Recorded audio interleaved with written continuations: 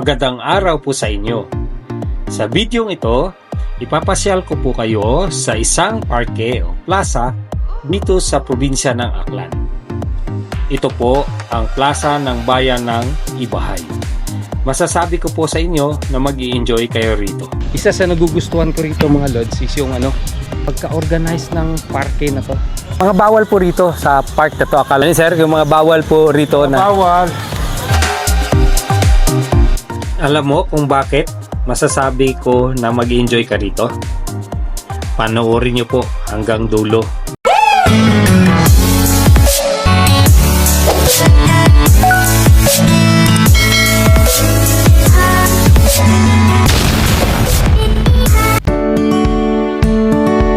Idol, dito na tayo sa bayan ng Ibahay. Mapasak na tayo rito. Ito yung palengke nila. Time check is 5:14 ng hapon. Ayan. Ito naman is yung elementary school dito sa Ibahay Central School.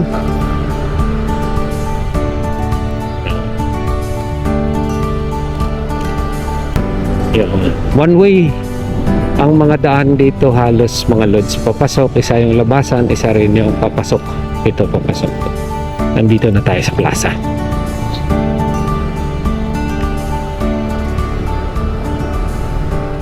So for today's video, i-feature natin dito itong parke ng Ibahay. Ganda, no?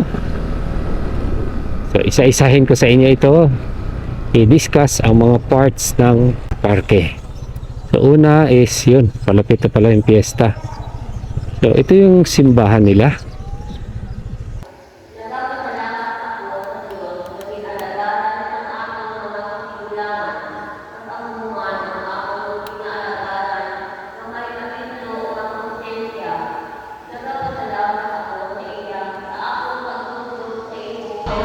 Okay mga lods, so ito tayo galing sa church dito sa loob. Napakaganda rito mga lods kasi una ay yung area na to is yun, parang napaka-accessible lang sa atin kahit tayo ay PWD, no? So kung nakikita ninyo, meron silang nagpe-prepare sila ng banderitas para dito kasi piyesta ng St. Peter. Yan. So ito po yung kumbento, St. Peter the Apostle Parish Rectory Ibahay. Yan. So kung mapapansin nyo dito sa gilid naman is meron ditong mga food stalls. So ito yung food area nila. So yan yung mga kiosk na pwede tayo dyan bumili ng pagkain. Tapos dito naman uunahin natin dito. So isa sa nagandahan ko rito mga idol is yung nila yung mga kahoy dito, more than 50 years or century old. Katulad nito Nara mga lods, yung dahon, no? Nara. So napakalaki ng puno na yan, hindi yan pinutol. So ang ginawa lang nila is hindi pinutol, it's because pwede lang nimo i-trim kasi sayang yung tanim ka ulit. So napakahirap po. Dito papasok naman tayo dito sa kay Rizal Park. Yan. So isa sa nagugustuhan ko rito mga lods is yung yung pagka-organize ng parke na to. So dito kung mapapansin niyo, napakaganda ng concrete paving dito. Malinis tingnan. Ayan. So karamihan sa ginagawa rito is yung mga bata or pamilya na pupunta rito is naglalatag dyan ng mga picnic carpet or banig. Dyan lang sila. Yan. Tapos mga bata tatakbo-takbo dito. Ayun na yung elementary school nila mga lods. Sa kabila. Ibahay Central School. Ayun o. Mga kakuan. Isa pa sa napapansin ko rito itong mga lightings dito. Napaka stylish, parang modern concept. Ang ganda. Kung dito ka lang sa park mismo, akala mo nasa loob ka ng ano, subdivision o yes, isang city, parang ganun. So yun, palabas na tayo dito. Yan. So ito naman is isang another part ng parke na to. Maganda oh, may PWD friendly. So mayroon tayong hawakan yan. Okay. Tapos yan yung street. So one way ito palabas, one way. So ngayon, ito yung mas isa sa nagugustuhan ko rito. Itong children's playground. At hindi lang children's playground mga idol. Isa pa, pwede rin mga matatanda rito mag-standby. O mag ano, this is just a family park. Kasi yun, meron ka rito lamesa. So magbabarkada, mag-classmate, meron ditong bench sa gilid. Tapos ayan, pwede ka maglaro dito ng chess or dama. Yan. Maganda rito pag gabi. Yan. Dito rin ako nagtatambay. Minsan madala ka ng books, no? Yan. So meron ditong Revolto na naman, isang national heroes. At isa sa napakaganda rito mga lods is ito. Yan. So meron silang gymnastic pang gym, pwede ka dyan mag-exercise. Ayan. Diba? Tapos dami. Pwede may abs, pwede sa arms. Yan. Yan si tatay, si nanay. Nagre-relax. Ito, meron din dito para sa mga bata. Swing. Yan. So, maganda rito ikot-ikot. Yun naman sa kabila is CR yun mga lods. Bagong tapos yan. Yan. So, dito naman yan, siso. So, pwede din yung mga bata mag-akyat-akyat. So total body exercise para sa mga bata. Talagang nag-enjoy sila talaga rito. So kung ikaw magulang, ito yung maganda. Yan. So yun siya sa taas oh, silang dalawa oh. Dito sila lalabas sa baba. Ayan. Hala, ikot-ikot. Oh, ayun sila. Hi! Hi sa aking vlog. Ayan siya, akyat. Diba maganda? Nag-enjoy talaga sila dito. Yan. So, hindi nagugustuhan ko rito mga lods, magtambay. Ano?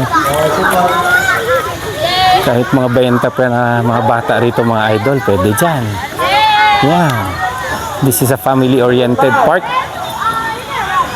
So, kung gusto mo rin ng tahimik na lugar, kumain tapos ka bumili din ng pagkain, pwede ka rito upo. Yan, may upuan dito. At ang isa nagugustuhan ko rito, yung mga puno, is yun, matataas na mi-maintain nila, tinitrim lang nila yung kahoy, and then malamig dito sa baba. Mag-upo. Yan, ito yung CR. So, PWD friendly para sa atin.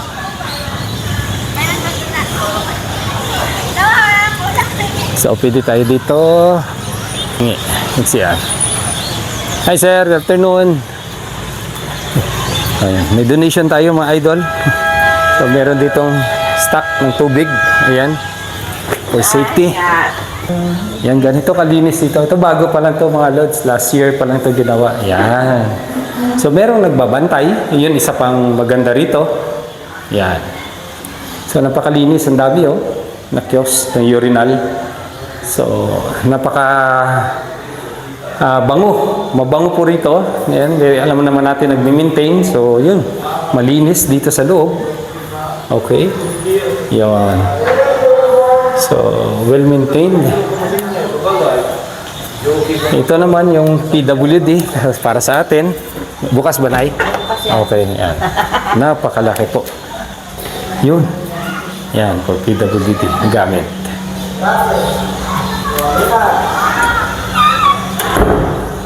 So, hulog ka lang ng donation dito kung gusto mong gumamit. Oo. So dito, thank you, Nay. Yun, maganda. May daan dito. So dito naman sa kabila mga idol is ano to? Ito yung mga sports na. So mga events pwede gagawin dito sa Gabino Sea Solidum Park. So ayan, pag Pasko, kung makikita nyo yan, kung nakasubaybay kayo sa YouTube channel ko, dito tayo makita nyo dyan yung Ibahay. And dyan yung link sa baba, ilagay ko yung link para makita nyo pag Christmas dito. Ayan. Yun naman is Central School yun. Ayun yung munisipyo nila. So, tuloy tayo doon. May palaro dito na mga ano, interbarangay yata to eh. Dahil sa parating na piyesta nila dito. Ayan.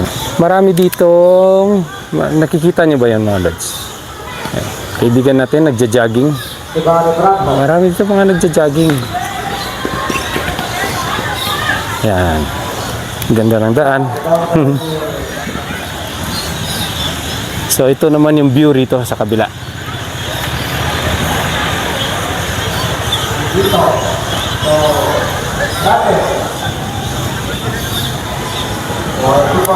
Yung si sir na yun kanina, isa yun dito sa mga nagbabantay sa park na to. Dapat din is ano, bantayan ni Rinyo yung mga anak ninyo.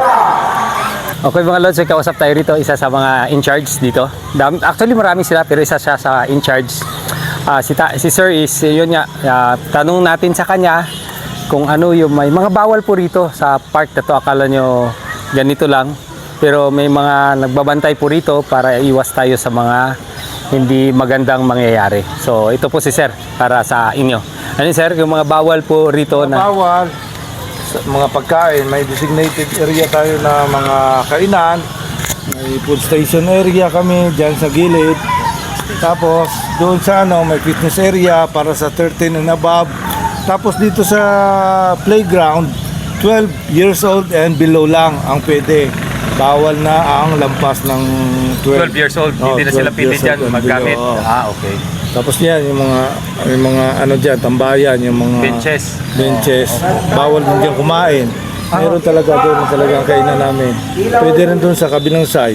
Pero sir, parang may nakita ko din food station area. Food station area, yun o, yun sa ano, gilid. Yun o, may karatula. Oo, pero pwede ba dyan kumain? Oo, dyan talaga. Dito lang na area, ito. Oo, dyan, pwede rin doon.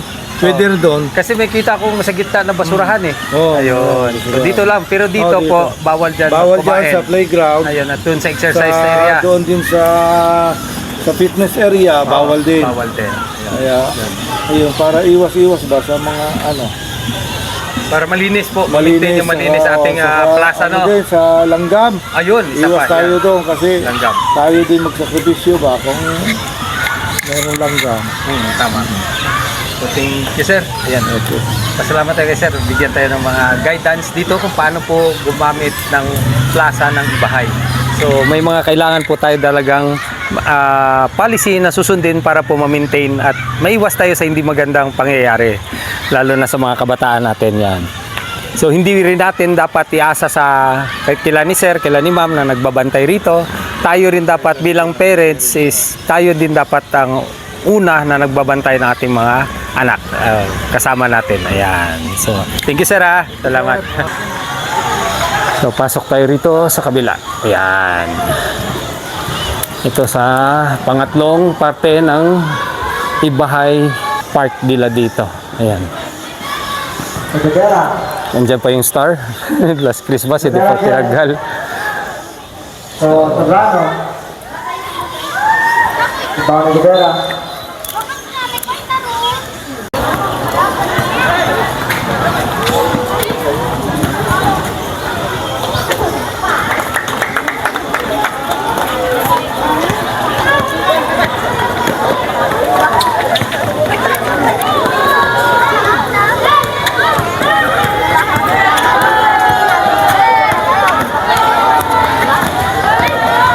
So, basketball dito. Dun sa kabila is volleyball area. Yung mga babae naman doon naglalaro. So, kumbaga mapapansin natin dito yung park is for a healthy environment para dito sa mga taga-Ibahay.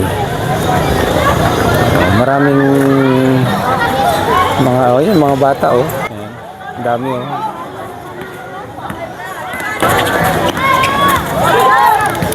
So kung i-compare natin sa ibang mga bayan dito, bakit ito is maraming tao? Kasi po sa probinsya ng Aklan, ito ang may pinaka maraming barangay o malaking land area dito sa probinsya ng Aklan. They have 35 barangays po. Alunan. Agaw ni Franco.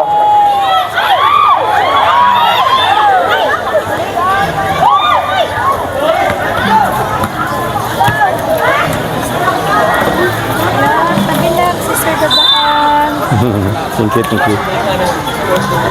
Lipat tayo dito, idol, sa kabila. Dito naman is yung Central School na naman. So ilang lote ito? Isa at saka dalawa. So maraming benches din dito. Yun. So labas tayo dito na part. Doon tayo sa food court. Ikot ko kayo doon para makita ninyo kung gaano ka ganda itong lugar na to ng bayan ng Ibahay, yung parke nila. Plaza, kumbaga yun, plaza. Ibahay na plaza. Talagang mag-i-enjoy ka. Katulad nito ni Ma'am, ipakita ko sa inyo.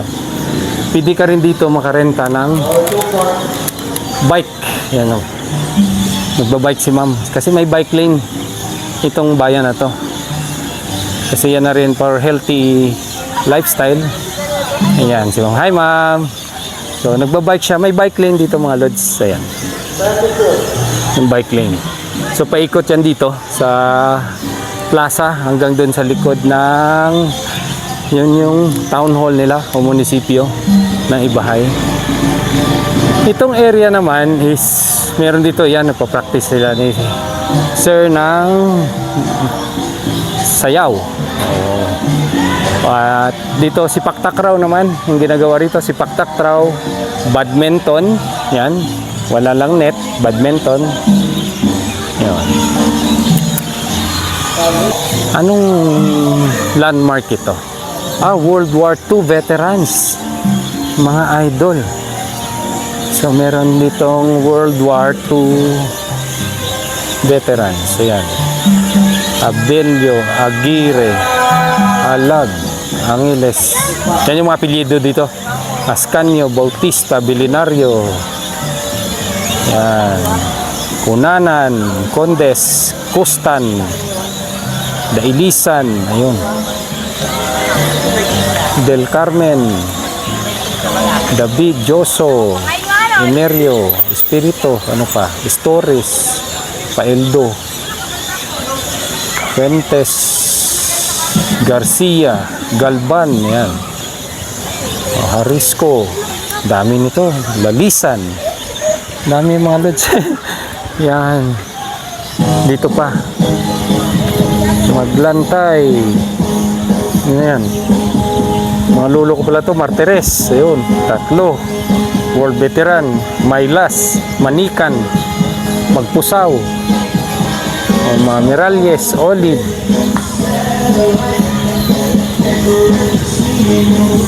Miraflores, Misahon, Montuya, Olive, Panagiton, Pilayo, Reyes, Robles. Yan. Hanggang dito pa yan sa kabila. Dami. Ito pala ay World War II na landmark ng mga veterans ng World War II. So, ngayon mga idol ay ibibigay ko sa inyo ang aerial footage ng plaza ng Ibahay.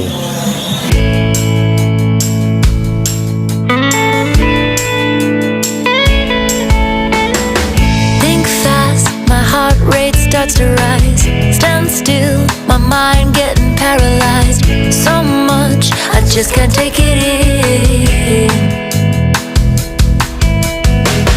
Old news, and now I'm feeling new vibes. Fresh air, making this come alive. Deep breath, I'm jumping off the high dive. Can't find the words that I'm trying to say. You leave me speechless anyway. And I feel so vulnerable.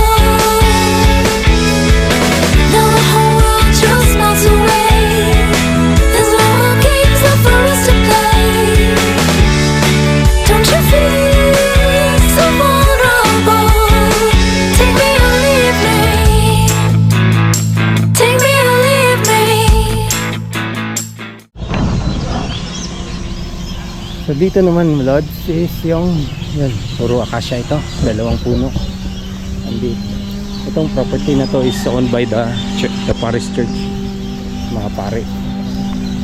So yan, may mga milk tea dito. Yan, may mga kwek-kwek, sari-sari, finger food. Meron din mga yan,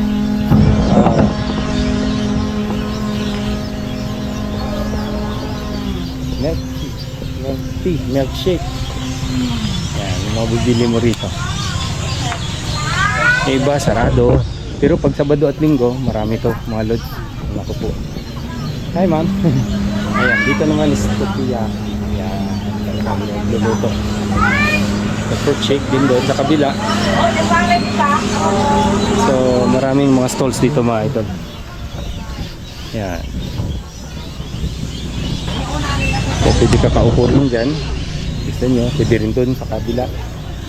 Yung maganda naman doon sa kabila is meron doong basurahan din naman sa gitna ng puno na yan, tapos may upuan doon sa paligid. Yan, maraming choices. Meron ding lugawan dito, may nagbebenta rin ng pizza. Yan. So parang one stop shop siya na park, na plaza. Nandito na lahat. So isa pa sa mga maganda kong naobserbahan dito mga lods is meron po rito mga galing sa ibang mga bayan, karatig bayan dito sa Ibahay, like Nabas, Pandan. Meron nga iba malayo pa sa Banga daw, sabi kanina ni nanay dun sa CR. Banga, Tangalan. Yun, dahil napakaganda ng environment dito. Tapos yun, mga sasakyan doon nakapark. Tapos dito yung motor natin, ayan, si Elensky. So yung parking area malawak. Tapos yung maganda rito, yun yung simbahan, no? Ilang lakaran lang, andito ka na. So talagang mag-enjoy talaga yung pamilya. Yung iba nga rito, nagdadala ng buong pamilya talaga. Nagdadala ng pagkain, doon sila kumakain. O pwede rin doon sa kabila. So nagdadala sila ng carpet, picnic carpet, tapos yun, upo sila dito, magchika, kwentuhan, banding, kasi yung mga bata, yun, mag-i-enjoy. Yan, nakikita nyo na ba yung ilaw? Yun, yan, nakailaw na po, napakaganda. So yung ambience dito is iba yung feeling. Tapos kung napapansin nyo sa aerial view is yun nga, malapit lang sa beach, kaya yung hangin dito is napaka-presko. At masaya ka talaga, positive vibes talaga tong plaza na to ng Ibahay. Accessible, dito na lahat na kailangan mo, kung pizza man yan, ice cream, ano man yung mga gusto mong kainin dito. May siopaw rin dito, mabibili ka, magtanong ka lang, masarap yung siopaw, tapos lome, yan, dami po. At wala kang pangamba in terms of safety and security. Dahil mga tao dito is friendly and very accommodating, na maasikaso po. At yun, kita nyo yan. So pwede ka rito kumain, yan, katulad nila ni sir, yun, kasama yung anak nila. Tapos meron dito, ito yung sinasabi ko, na may basurahan dito sa gitna. So andito ka sa ilalim ng puno, pwede ka dito magdala ng babasahin mo, no? Pwede ka magdala ng babasahin, tapos yun, bili ka doon ng pagkain, solve ka na rito. Para naman sa akin, share ko lang yung mga personal experiences ko rito. So kung may mga depression ka or may mga pinagdadaanan ka, no, emotionally or psychologically, is maganda itong lugar na mag-relax, mag-muni-muni, masaya yung paligid, marami ka makikitang mga magbarkada, magpamilya, masaya, di ba? So parang nakaka-positive siya. Tapos yung environment, malamig yung hangin, tapos puro green pa yung nakikita mo, maganda sa mata. So dito, isa to naging sandalan ko sa mga pag-recover ko po, itong area na to. So kahit anong oras ka dito umuwi, walang problema. Very safe naman po. At yung Aklan talaga is isa talaga sa peaceful na province dito sa Western Visayas. At marami pa rin dito mga matatanda na yun, yung mga values pa rin noon, nandyan pa rin sa mga bata. Although hindi ako dito nakatira, pero yung mga lolo at lola ko dito, yung mga ninuno ko dito talaga sila, Ibayhanon talaga. So by blood is I was Ibayhanon. I was raised in Tangalan. Doon lang, mga ilang kilometers lang dito. Malapit lang din po. So yun, talagang at home pa rin ako rito sa bayan na to. Marami ako mga pinsan dito, yan, parang na at home din tayo. So yan, kung ikaw matagal ka nang hindi nakapagbakasyon dito sa Aklan, isang highly recommended ko ang plaza ng Ibahay na puntahan. Talagang may experience mong kakaibang ambience environment. So kung nagugustuhan nyo po itong content na to, huwag mong kaligtaan na give this video a like at saka i-press that subscribe button sa baba, pati yung notification bell beside para po updated kayo sa mga i-upload kong mga videos. So ride safe and God bless you po. See you on my next content.